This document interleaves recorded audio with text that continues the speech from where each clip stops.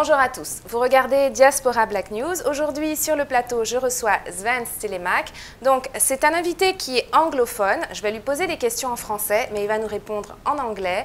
Alors Sven, bonjour. Bonjour Mylène, comment allez-vous? Ça va très bien, merci. Merci d'être sur le plateau de Diaspora Black News. Sven, ma première question. Pour les gens qui ne te connaissent pas, qui es-tu? I'm an author, speaker, and a spoken word artist. And my principal purpose in life is to just give people hope and to push people forward. Ok, great. Tu viens d'où? Moi, je viens de... actuellement, je suis né au Québec. Mes parents ont divorcé lorsque j'étais très jeune. Ma mère a décidé de déménager en Floride. Et j'ai vécu toute ma vie en Floride et ça fait à peu près 7 ans que je suis retourné au Québec. Ok.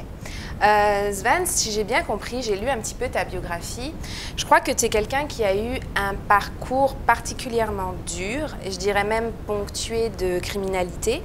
Est-ce que tu peux nous parler un petit peu de tes expériences malheureuses? Bien sûr. J'ai commencé en tant mon carrière en tant que dealer de drogue vraiment tôt à l'âge de 15 ans. Et ça fait actuellement 6 fois que j'étais arrêté pour les drogues, à ma feu. Et c'était une décision que j'ai prise parce que je n'avais pas un point de référence. Je n'avais pas un homme dans ma vie qui peut me diriger avec comment je peux dire ça, un bon exemple de c'est quoi un homme. C'est quoi un homme et comment un homme peut atteindre un rêve qui ne fait pas de violence ou qui ne fait pas de mal à les gens qui lui entourent. Okay. So, moi, j'avais un problème avec mon estime de soi. Okay. Je pensais que si j'avais des positions, ça me donne des valeurs. Okay. So, donc, j'ai commencé à vendre des drogues, faire la faute des cartes de crédit, quoi que ce soit que je peux faire pour avoir l'argent, pour accumuler des choses que je pensais vont me donner des valeurs. Est-ce que tu étais dans un gang, par exemple? Oui, j'étais dans une gang. Ça signifie, par exemple, partenaire en crime. OK. Et les gens qui étaient dans les gangs avec moi sont actuellement déportés en Haïti. OK. Et donc, tu as été incarcéré aussi à certains moments? Tu allais en prison pour des courtes périodes? J'étais pas en prison, mais j'ai fréquenté... je ne sais pas comment dire le mot en français, mais... Dis-le en anglais, si tu veux. Aux États-Unis, ça marche comme ça. Si tu fais plus qu'un an et un jour, tu vas à prison. Okay. Sinon, vous êtes in jail. OK. So, le plus de temps que je faisais, c'était 3 mois. D'accord. Et après ce temps-là, j'ai retourné encore pour une arme à feu. Okay. Et c'est de ce temps-là que la lumière clique dans ma tête et je disais que je ne veux plus retourner. OK. Mais justement, tu parles qu'il y a eu un déclic. Qu'est-ce qui a causé ce déclic? Il est venu comment, ce déclic? À quel moment tu t'es dit, OK, cette vie de criminalité, de mensonges, de méfaits, j'en ai assez, je veux plus, I don't want to deal with that kind of life anymore. What happened at that moment and what was that moment exactly? Well, one of the main things that made me stop, Mylène, was the simple fact that the music that I was listening to used to glorify the life of a drug dealer. Okay, yeah. So I felt like, you know what, being a drug dealer was something that fed my ego. Oh, yeah. But when I became a drug dealer and when I became dependent on the sales of drugs for me to live, yeah. I didn't feel what they were, giving off in the media. Okay. For example, like I remember one of the worst days in my life was when a woman came, she wanted to buy some crack. Yes. And she came with her son. And you know, she comes with her son and she comes with like a PlayStation 3. Okay. And she's like, look, I want to smoke. She has no money. She's trying to give me the PlayStation. Okay. So when I see the PlayStation and I see the kid looking at me like a monster, I didn't feel like some big thug that was just, you know, tough or hard or anything like that. So it killed the man in me. It made me realize what I was doing was so wrong, that I was a monster. That in different situations, like losing my friends, seeing them get deported, yes. watching other friends die, it just made me realize that life was just short-lived. There was no long-term, you know, life for me in that. So I met someone actually because I used to rap. Okay. And I met someone, his name was Larry Dog. He was a comedian. Okay. And he used to tell me, you need to stop. But my dilemma was the fact that, you know, I'm living in Miami. I don't have my papers. So I can't even get a job if I want one. So how do I make a living when I got all of my contacts for drugs? I got the people that want to buy the drugs, and I have all these bills piling up. How can I just stop just like that if I can't get a job?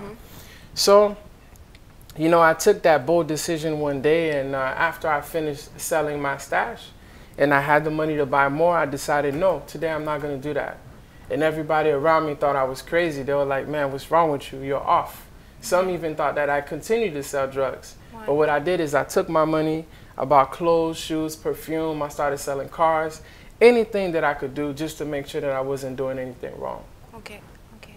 Et tu parles de ta rencontre avec cette personne qui t'avait entendu rapper. Et est-ce que, en fait, comment est-ce que tu as découvert ton talent? Parce que je sais que maintenant tu fais de la poésie, tu es auteur. Comment est-ce que tu as compris que tu avais un talent? Et puis, est-ce que justement, de découvrir que tu avais un talent, ça a été quelque chose qui t'a propulsé vers le haut, on va dire? Certainement. Moi, j'ai découvert mon talent avec tous mes moments de détresse. Parce que lorsque j'étais vraiment down, lorsque j'avais des mauvais sentiments, des jours découragés, c'était vraiment facile pour que moi, je prenne un stylo, une papier et commencer à écrire. Ouais. Et donc, ça t'a vraiment beaucoup aidé de découvrir ce talent-là. Et à ce moment-là, qu'est-ce que tu as fait? Une fois où tu as réussi à te sortir de l'environnement où tu étais un peu, puisque tu es revenu vers le Canada, c'est ça? Qu'est-ce qui s'est passé à partir de là? Comment tu as évolué? Honnêtement, moi, je suis un croyant. Et la chose qui a vraiment fait tout le change dans ma vie, c'est lorsque j'ai pris plus de temps dans la présence de Dieu. De chercher son visage, et de là, je suis évolué à une meilleure personne.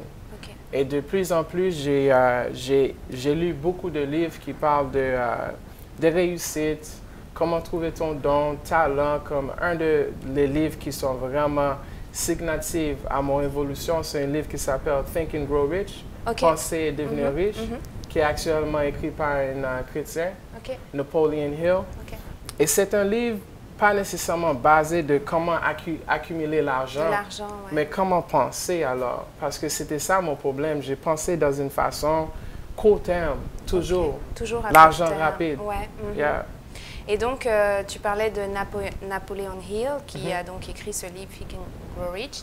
Mais est-ce que tu as eu d'autres, parce que tu disais que tu as grandi sans ton père, est-ce que tu es allé chercher ces modèles de réussite, puis ces mentors, plus ou moins, dont tu avais besoin? Et ça a été qui? Enfin, là, je comprends qu'il y a eu Dieu et puis il y a eu la lecture, mais est-ce que tu as d'autres personnes qui t'ont vraiment motivé? Oh oui, il y en a beaucoup. Beaucoup des hommes. Je peux vous dire, il y en a un groupe des entrepreneurs que je connais très bien, que je considère comme mes mentors, comme Veli Janvier, Jean Moustaki, mon pasteur même, pasteur Eden McGuffey, Georges Morissette. Il y en a beaucoup des hommes autour de moi comme Bobby Delzumé. Il y en a beaucoup des hommes, par exemple, qui m'ont encadré. Ils n'ont pas beaucoup de temps, c'est vrai, mais lorsqu'on parle, ils me partagent leur vécu. Et ça fait en sorte que je suis capable de réaliser beaucoup de choses dans une courte temps parce que j'ai appris de leurs leçons. OK. Alors, aujourd'hui, c'est fini la criminalité, si j'ai bien compris. Sûr. Depuis 2006. Depuis 2006. Et maintenant, ton focus, c'est la poésie, c'est ça?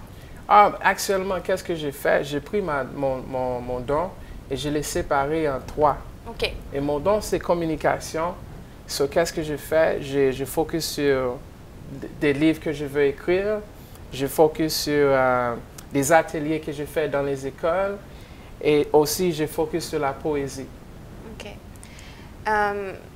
Je voulais te demander, est-ce qu'aujourd'hui, tu te sens libérée, en fait, de toute la stigmatisation que tu pourrais avoir par rapport à ton passé? Je ne sais pas si le mot stigmatisation, c'est bon pour toi, oui. Parce que c'est vrai que tu peux. Est-ce que maintenant, tu es vraiment libérée de tout ça, ou est-ce qu'il y a toujours une partie de toi qui dit ou est-ce que les gens te voient toujours un peu, lui, il avait un passé un peu bizarre. Est-ce que tu es libérée de ça? Complètement. Et pour être honnête avec toi, Qu'est-ce qui me définit, c'est pas mon passé. Et moi, j'appelle ça quelqu'un qui est juste une survivante. Et je veux pas que mon témoignage arrête comme juste j'étais une survivante d'une telle chose, d'une période dans ma vie. Je suis plus qu'un vainqueur. Quelqu'un qui est plus qu'un vainqueur arrête pas avec un témoignage d'une survivante.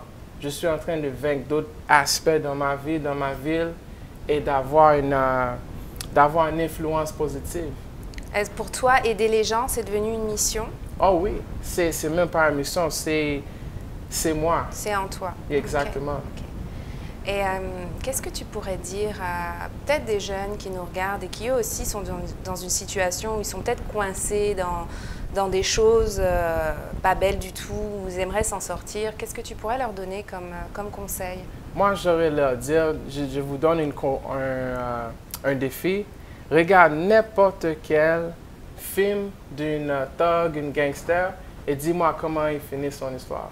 Okay. Si tu peux trouver un qui finit pas dans prison, ou la mort, ou peut-être blessé grave, ou quelque chose de même, vas-y. Mais c'est comme l'affaire qui est vraiment, pas drôle, mais moi je trouve un peu ignorant, c'est le fait qu'on a tant et tant d'exemples de où cette chemin mène. So, c'est comme pourquoi tu vas faire la même chose que les autres font, juste pour avoir le même résultat. Tu penses qu'il y a l'influence des médias qui joue beaucoup? Tu parlais de la musique, les films aussi. Bien sûr, je pense que la média, c'est quelque chose qui... Je pense pas que c'est quelque chose de constructif pour des jeunes de nos jours.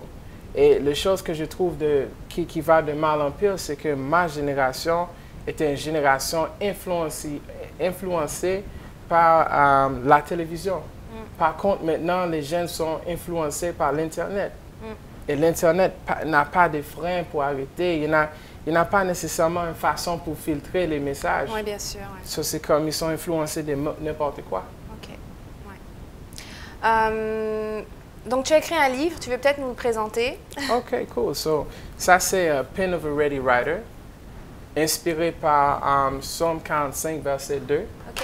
Et c'est un livre qui parle de tous mes sentiments de 2006 jusqu'à 2014. OK, d'accord.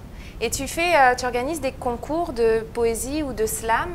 Oui, on organise des soirées de poésie. On s'appelle ça l'art, c'est là.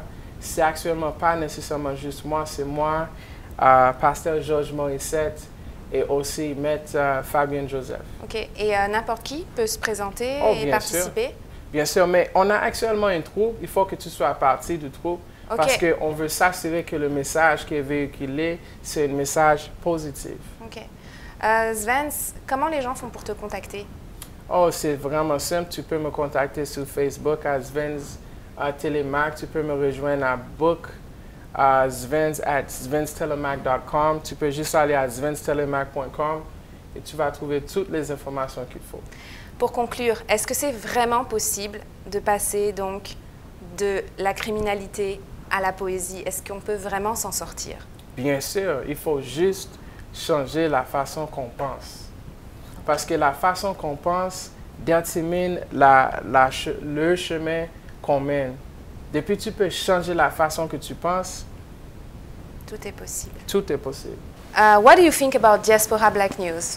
I think it's a wonderful initiative to push a wonderful message to let everybody know in the Black community things that people of color are doing in these different countries like Montreal, Canada. So I think it's a wonderful initiative. Yeah, and you were talking about the media earlier, and we want to promote positivity, and you were saying that it's very important to have different kind of media proposed to the youth. Right. So it's like the initiative that you guys are taking to actually push something in the media is very different because a lot of people just bash the media, but they do nothing to change the media. Like you guys took the initiative to create something, a platform, not just for you guys, but just for all people of color from different nations to show people what we can do and the positivity that we can project. Merci beaucoup d'être venu, Svens, sur notre plateau. Mais c'était vraiment un plaisir de me recevoir. Merci pour l'opportunité, Mylène. Merci. Merci à vous d'avoir regardé Diaspora Black News.